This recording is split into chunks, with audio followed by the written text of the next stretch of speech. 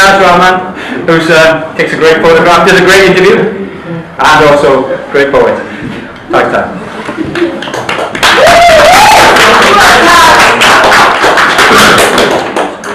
I feel like dragging the tone down in reading two quite serious poems, but it has to be done. The first one is called Linger, and it's about a man who has been looking at the same Cardiff street through the same window over many years.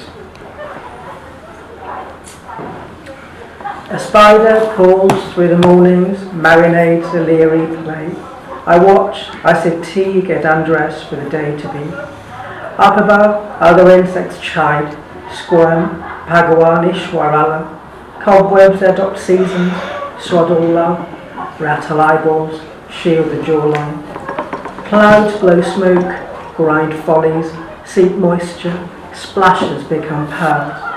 Streams run slithery silver as lines down a pane past nightfall. Lone droplets stare at the train line spilling Catasta Wraith. Wagons, slow jamboree, attempt to fill brittle cracks. When a plunging blade rips open October, a pyre lit chews off the lone silver birch. Puddles tremble into the night sky, lips touch to close a coffin, silent, dark. I re-enter a mouth, sing heartbreaks. Our months, years of curdled dust, dead ants congealed, a weakling whispering to a fat clenching chin, sat upright, ringside on a window seat, far past ring girls reeling champs. Thank you.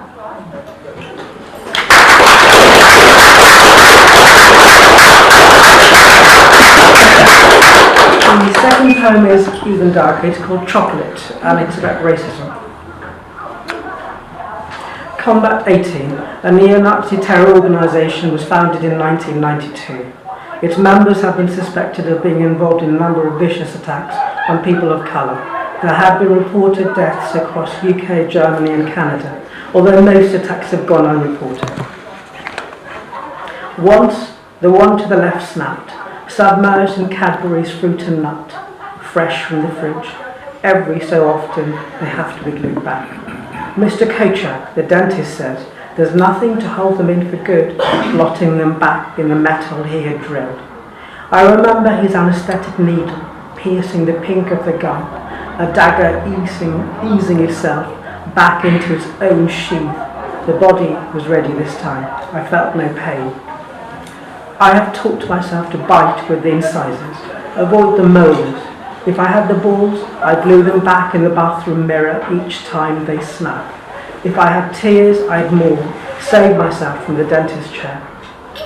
Pristine white, white as frost, on a punt, gliding down the river, letting the sun toast them into me.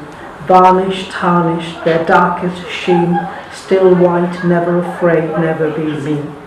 Down by the river, nothing cries. Hemlock, Himalayan raspberry, huddle my spot. Wild petunia spread wings, unburden, become butterflies, trample ripples on Ely. The river is a green god, sometimes brown. The fish, the mallards and I crouch all summer, all winter, suckle particles of air floating above, dangle chocolate feet in proskynesis, watch white tan, water become wine. Her white cupping my chocolate hand, dragonflies on tips of ripples, precariously balanced, rise and fall. How can the minutes be stitched back to feed the skin, tell a tale? Her two-toned hair, lips awaiting a bite, I'm so hungry to bite. Tell her all, tell her why I cycle miles, sleep with the light on. What happens in dark alleys when the gods aren't watching? I free my hands of her. I free my hands of all. I disappear into the woods, to distant rivers, Padma, Meghna, Jamuna. Watch ants carry their own to a feast, a funeral pyre to who knows where. Lit up, girls and boys walk fingers clasped past crepuscule. A sun and the moon leer above the rooftops, bodies dressed for the night, to the narrow stretch, steaming, and I now take the main road each time to reach Spa. Ribs healed, retina reattached, I can only watch through the window, sit by the river, watch bodies toast, let go of touch. Bodies winter scrubbed, toothpaste white, run through the city, cross continents, suburbs, Northcote Lane, all hours. They bite into frozen fruit and nut, never see a knife glinting, a body bouncing back and forth against a garage door, a rope-a-dope, roll on ashpan until the night stills. Thank you.